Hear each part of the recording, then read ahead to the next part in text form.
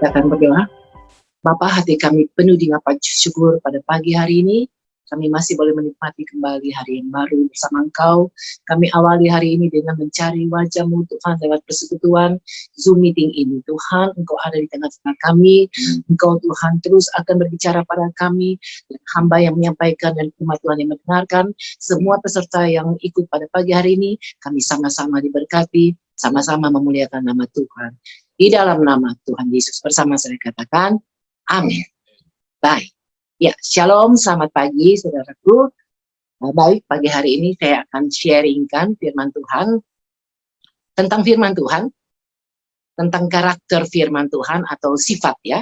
Kita kenal karakter atau sifat firman Tuhan dari Ibrani pasal 4, ayatnya yang ke-12. Ibrani pasal 4 dan 12. Saya akan bacakan bagi saudara. Saya ulangi, Ibrani pasalnya yang keempat, ayatnya yang ke-12. Demikian firman Tuhan. Pak Dedi bisa mungkin ada di layar atau saya akan bacakan saja ya. Ya, sebab firman Allah hidup dan kuat. Dan lebih tajam daripada pedang bermata dua. Pedang bermata dua manapun. Ia menusuk amat dalam sampai memisahkan jiwa dan roh, sendi-sendi dan sum-sum.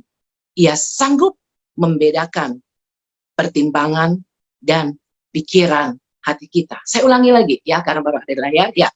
Sebab firman Allah hidup satu dan kuat, itu yang kedua, dan lebih tajam dari segala pedang bermata dua.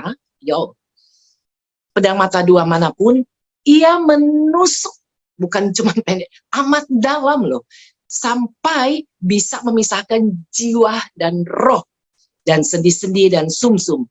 Ia sanggup membedakan pertimbangan dan pikiran hati kita. Demikian firman Tuhan. Baik, Bapak Ibu, saya ulangi lagi, terima kasih kepada Tuhan adanya Zoom meeting kita lewat gerbang pagi ini. Nah, dan saya percaya kita juga sudah banyak dengar yang disampaikan semua, apakah itu kesaksian, sharing, semua itu adalah bicara tentang firman Tuhan.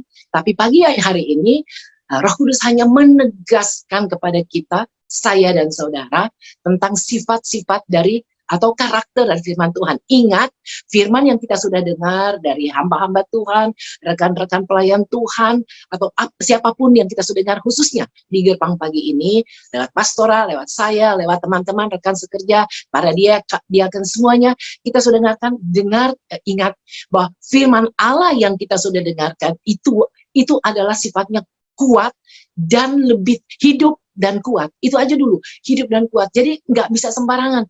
Apa yang kita sudah dengarkan, sudah berapa lama kita dalam gerbang pagi hari ini. Berarti kita sedang menerima sesuatu yang bukan abal-abal. Firman yang kita sudah dengarkan, siapapun yang siapapun yang menyampaikan itu sifatnya, ya, firman itu adalah hidup dan kuat. Bahkan ketajamannya lebih tajam dari pedang bermata dua. Saudara tahu pedang bermata dua itu umpamanya pedang bermata dua itu firman Tuhan ini katakan dia menyelamatkan tapi juga mengandung hukuman, menyelamatkan orang yang mendengarkan maupun yang menyampaikan, dan juga menghukum yang mendengar maupun yang menyampaikan. Sama-sama kita semua terkena dampaknya, dan bahkan saking kuat tajamnya dia sanggup memisahkan sum-sum dan sendi-sendi, roh dan jiwa. Saudara tahu jiwa dan roh itu betapa lengketnya, itu nggak bisa. Tetapi firman Allah sanggup loh memisahkan, apalagi hanya untuk menelusuri di mana dosa yang kita simpan. Jiwa dan roh kita aja bisa dipisahkan, sendi dan sum-sum. Bagaimana dosa yang kita sembunyikan di belakang atau yang tidak ada yang tahu, istri dan suami tidak tahu, hamba Tuhan nggak tahu. Kalau cuma itu mah buat Tuhan itu gampang untuk dia bukakan. Jadi ingat, firman yang kita sudah dengarkan selama di gerbang pagi, kita sudah diberkati, itu bukan abal-abal. Semua adalah bersifat hidup, kuat, tajam, bisa membedakan, dan bla bla bla. Kita sudah. Jadi artinya kita nggak main-main lagi ketika kita sedang disuguhkan firman Tuhan. Hati kita benar-benar harus siap.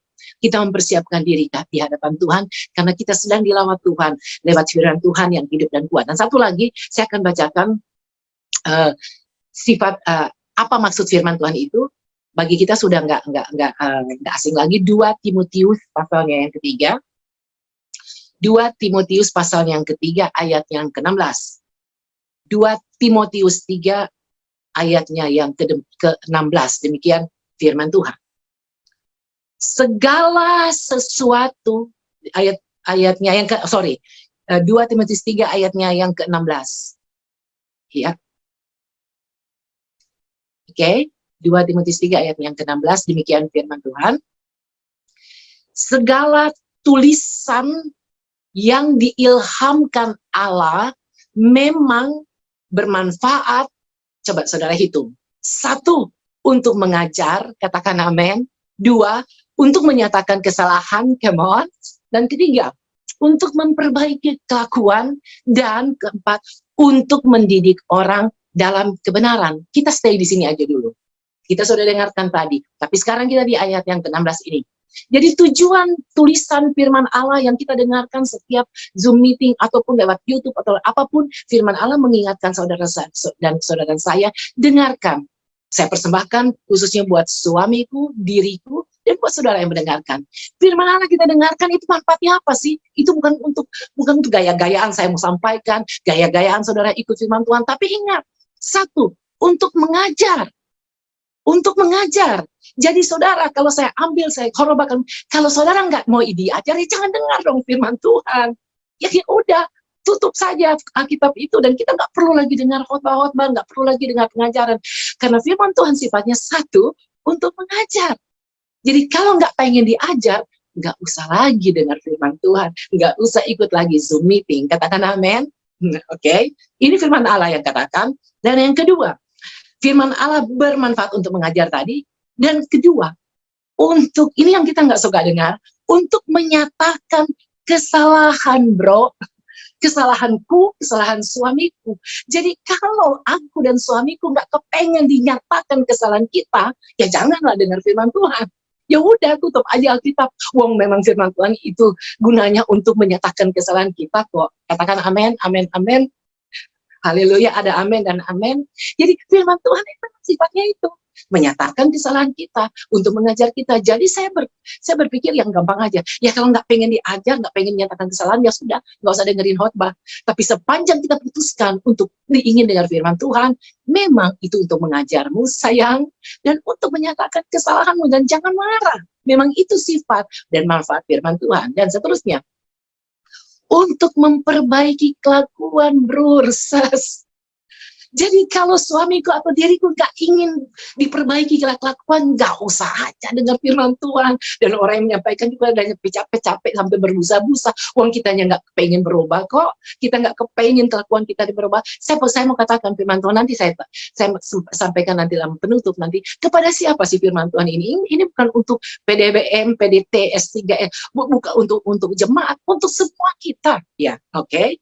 Jadi firman Tuhan katakan untuk memperbaiki kelakuan, ya, untuk memperbaiki kelakuan. Jadi saya selalu ngambil gini, kalau diriku, suamiku, anakku nggak pengen dirubah kelakuannya, lah kenapa dengar firman Tuhan dong? Tutup aja, firman Tuhan nggak usah dengar. Wong nggak mau diperbaiki kelakuan, nggak mau dikasih tahu lagi kesalahannya. Oke, jadi ini firman Tuhan yang katakan loh ya, bukan saya. Dan untuk mendidik orang dalam kebenaran. Oke, jadi kalau saya ingin dididik dalam seluruh kebenaran, memang kamusnya memang hanya ada dalam firman Tuhan. Memang hanya itu kata kuncinya, hanya dalam firman Tuhan. Kalau saya ingin dididik dalam kebenaran. Dengan demikian, tiap-tiap manusia kepunyaan Allah diperlengkapi untuk setiap perbuatan baik. Oke, nah kita berangkat dari sini tadi. Jadi kita sudah dengarkan, saudaraku, brurses, opa, oma, tante, om, dan kita hamba-hamba Tuhan selama kita ada di gerbang pagi, kita dengarkan firman Tuhan itu bukan main-main loh. Itu hidup dan kuat, tajam, lebih tajam dari pedang bermata dua. Saya tidak bisa sembunyikan kesalahanku, mentang-mentang saya yang bawa khotbah, tidak menusuk bagi bos saya dan saudara yang mendengarkan, menyelamatkan saya, menyelamatkan keluargaku, dan juga menyelamatkan saudara, tapi juga mengandung hukuman. Amin.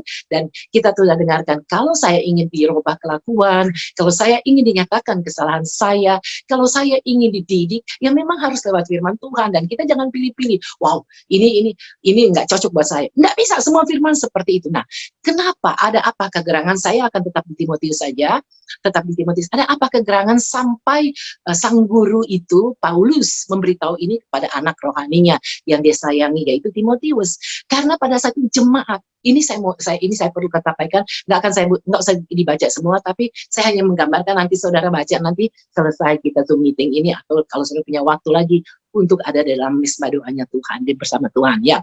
Ini berangkat dari pasal 3 kan tadi, di judul pasal 3 nanti kalau sudah buka Alkitab, tentunya kalau di dalam screen tidak akan kelihatan judulnya, di bawah judul apa? Keadaan manusia pada akhir zaman. Siapa manusia? Saudara dan saya. Kalau merasa manusia, yaitu saudara saya. Siapa manusia? Apakah hanya jemaat? No.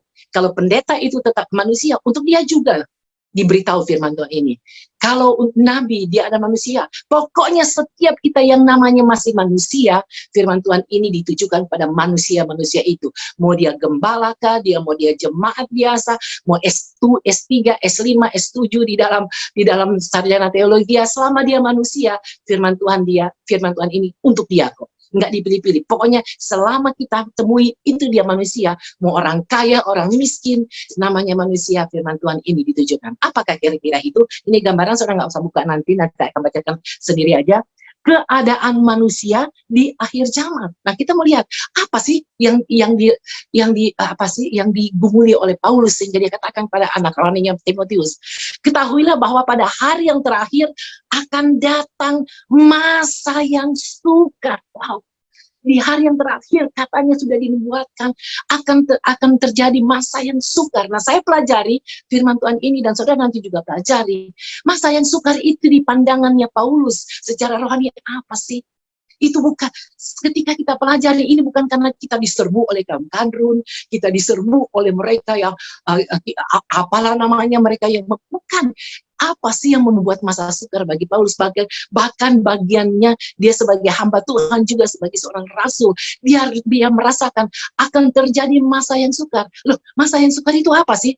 Ya, saya akan bacakan bagi saudara ya. Manusia, ini ada banyak dalam 2-3 ayat 2-3-4, nanti saudara baca, tapi saya ingin gambarkan yang sebagian-bagian aja. Inilah sifat yang membuat sukar loh, ya. Inilah yang membuat sukar manusia ini. Oke, perjalanan oke. Dia bilang masa sukar. Apakah itu? Manusia akan mencintai dirinya. Ini yang satu dulu.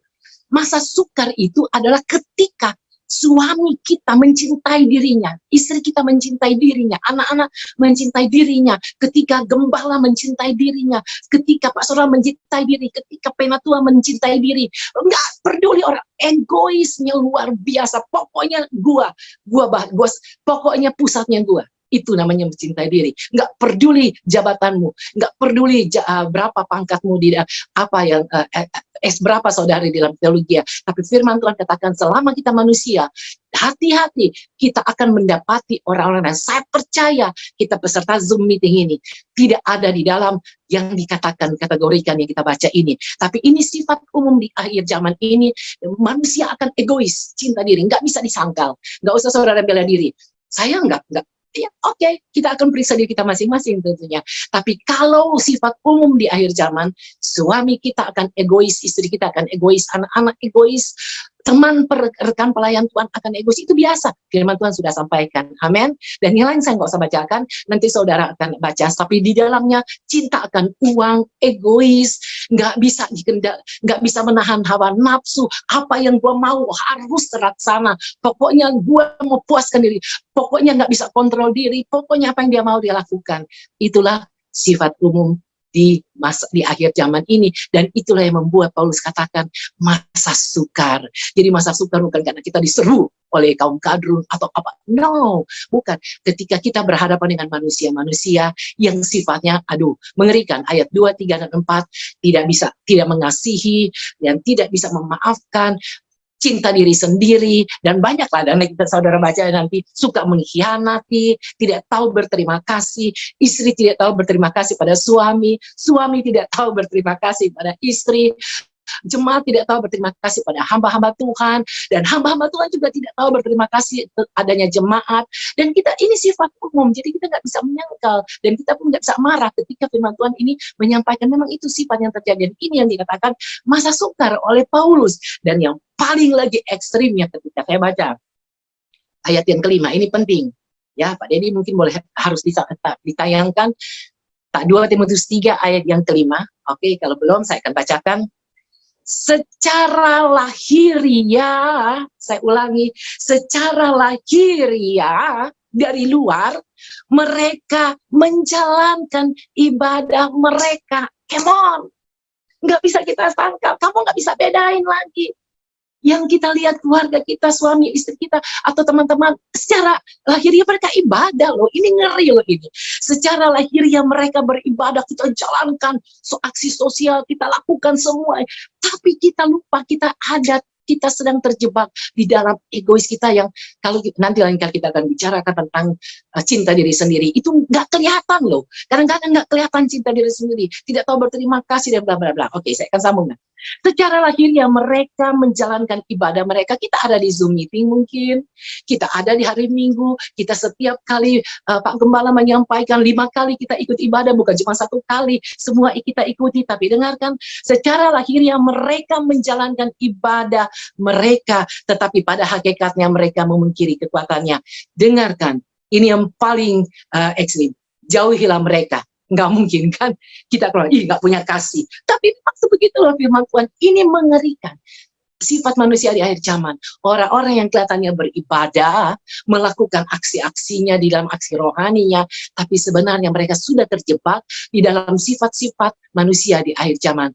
Dan saya berdoa, seluruh peserta Zoom meeting ini, kita tidak terjebak di dalam ayat 2, 3, dan 4. Itu aja ya yang bisa saya sampaikan, karena sudah firman Tuhan yang kita sudah dengarkan sudah cukup tajam selama ini. Dan ayat yang paling mungkin ya ayat yang akhir saya sampaikan, ayat yang ke-7 tadi dari yang tadi. Ayat 7, dengarkan. Yang walaupun selalu, wah ini lebih lagi. Yang walaupun selalu ingin diajar, ini orang senang diajar semua. YouTube dia buka semuanya, bahkan dia sharing semuanya. Ini diajar orang ini. Dia ikut ibadah Zoom meeting, dia ikut hari Minggu, dia ikut pertengahan Minggu, semua namanya ibadah. Dan dia ikut, walaupun selalu ingin diajar, wow. Selalu ingin diajar, wow. Saya ulangi. Selalu kelihatannya ingin diajar, ada di dalam persekutuan, hadir di mana-mana. Namun, unteachable, nggak bisa diajar. Namun, unteachable, nggak bisa diajar. Namun, tidak pernah dapat mengenal kebenaran. Ada apa rupanya? Ada apa rupanya? Selalu ingin diajar, tapi nggak bisa diajar orang ini. Kalau kita istilahnya orang Betawi bilang, unteachable, nggak bisa diajar orang ini. Dengar khotbahnya, sudah sampai berbusa-busa pastoral, sudah berbusa-busa Pak Gembala, berbusa-busa kita dengarkan, tetapi orang nggak ada, nggak mengenal kebenaran. Why? Memang unteachable ya orang Betawi bilang, nggak bisa diajar, tapi senang dengar firman Tuhan, nggak bisa dinyatakan kesalahannya, tersinggung dan bla bla bla bla, diberikan nasihat, cuma diberikan masuk marah. Saya katakan, wow, ini juga yang Paulus katakan ya. Ini yang Paulus katakan, inilah sifat manusia. Selama kita manusia, kita berhati-hati. Kecuali saya bukan manusia, kita bisa terjebak di dalam tadi ayat 2, 3, dan 4. Karena ini sifat manusia di akhir zaman ini. Jadi saya berdoa, seluruh Zoom meeting, dalam peserta Zoom meeting ini, kita tahu, kita firman yang kita sudah dengarkan, itu tajam loh, itu kuat loh, sanggup membedah, jangankan ya, yang kelihatan, sumsum dan sendimu, jiwa dan rohmu dia sanggup pisahkan. Apalagi cuma hal yang abal-abal yang kita sembunyikan. Dan saya berharap Zoom meeting akan memberkati kita semua. Ini bukan kita hadir sekedar store muka, store bla-bla. Enggak, ini adalah saya mau katakan, ini tempat-tempat ngangenin. Ya, saya minta maaf kemarin saya 2 kali tidak ada karena mengantar Pak Yan. Jadi tapi saya mendengar sekali, saya mengikuti setiap sudah dijabarkan. Atau ada Pak Yan ada meeting sehingga kami 2 kali dalam perjalanan pagi-pagi sudah dalam perjalanan ya. Tetapi saya mau katakan Saya tidak mau sekedar, saya pengen tempat Zoom meeting ini, Zoom meeting kita ini menjadi tempat yang ngangenin. Bukan karena, wow, karena saya mau khotbah, saya hadir. No, saya kangen gitu loh. Dan kita pun nggak bisa ikut-ikut orang lain kan. Oh, seperti ibadah mereka. Bukan itu maksud saya. Saya rindu tempat ini menjadi tempat kita kangen loh untuk kita bertemu. Bukan karena oh harus ikut seperti mereka ya, bukan, nggak ada kepengen ke sana. Yang saya mau kita rindukan, saya berdoa supaya Zoom meeting ini tempat kita kangen untuk berjumpa ya, kangen karena kan seperti Pak Hengki bilang, Pak Hengki sudah mulai dari jam 5, saya dari jam 4, kami suami istri jam setengah 5 sudah bangun untuk bikin mesbah doa untuk kami berdua dulu, dan kami sudah masuk dulu mesbah doa yang lain di jam 5 sehingga jam setengah 6 baru nyambung lagi ke kita dan bla bla bla.